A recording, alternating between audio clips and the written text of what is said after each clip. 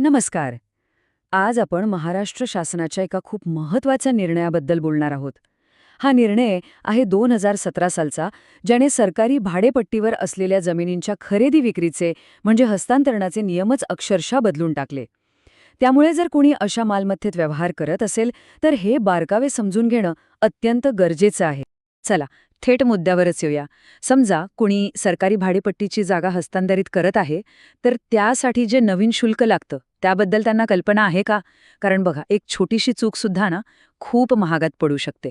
म्हणूनच यातले सगळे बारकावे आज आपण एकदम सोप्या भाषेत समजून घेऊ. तर आज आपण काय काय बघणार आहोत.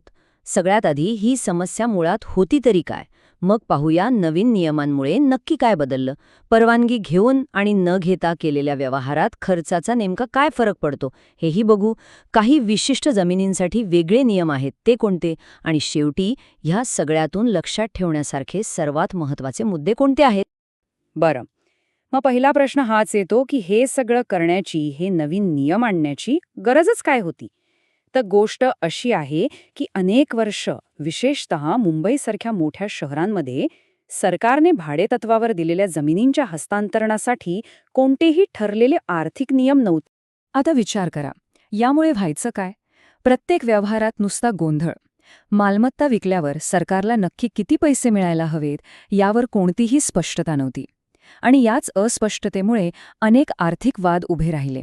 मग शेवटी सरकारला यात हस्तक्षेप करून एक सुसूत्रता आणावीच लागली. ह्या समस्येवर उपाय म्हणून 2016 मध्ये महाराष्ट्र जमीन महसूल कायद्यात एक सुधारणा करण्यात आली आणि त्याच आधारावर 2017 मध्ये हा महत्त्वाचा शासन निर्णय आला. या निर्णयाने हस्तांतरणाचे आर्थिक नियम एकदम स्पष्ट केले. आता यातल्या दोन महत्त्वाच्या संकल्पना आधी समजून घेऊया, म्हणजे पुढचं सगळं सोपं होईल. पहिली गोष्ट आहे अनअर्जित उत्पन्न. आता हे नाव ऐकून गोंधळून जाऊ नका. याचा अगदी सोपा अर्थ आहे, जेव्हा भाडेपट्टीची मालमत्ता विकली जाते तेव्हा साहजिकच तिची किंमत वाढलेली असते, बरोबर? तर या वाढलेल्या किमतीवर किंवा नफ्यावर सरकार जो आपला हक्क किंवा वाटा मागतं त्यालाच अनअर्जित उत्पन्न म्हणतात. सिंपल. आणि दुसरी संकल्पना आहे नियमानुकूल करणे. हे म्हणजे काय? तर समजा पूर्वी कोणी सरकारची परवानगी न घेताच व्यवहार केला असेल, तर ती चूक दुरुस्त करण्याची ही एक संधी आहे. म्हणजे तुम्ही दंड भरा आणि तो व्यवहार कायदेशीर करून घ्या. ही आहे ती प्रक्रिया. आणि आता आपण येतोय या विश्लेषणाच्या सगळ्यात महत्त्वाच्या भागाकडे. या शासन निर्णयाने खर्चाचे दोन पूर्णपणे वेगवेगळे मार्ग तयार केले आहेत. आणि हा फरक फक्त आणि फक्त एका गोष्टीवर अवलंबून आहे: तुम्ही जिल्हाधिकाऱ्यांशी पूर्व परवानगी घेतली होती की नाही. आता हे आकडे जरा नीट बघा, कारण सगळा खेळ इथेच आहे. जर तुम्ही जिल्हाधिकाऱ्यांकडून रीतसर परवानगी घेऊन व्यवहार केला तर तुम्हाला मालमत्तेच्या बाजारभावाच्या 25% रक्कम अनर्जित उत्पन्न म्हणून आणि 1% हस्तांतरण शुल्क द्यावं लागेल. पण जर परवानगी घेतली नसेल तर त्या 25% अनर्जित उत्पन्नासोबतच तितकाच म्हणजे आणखी 25% दंड भरावा लागतो.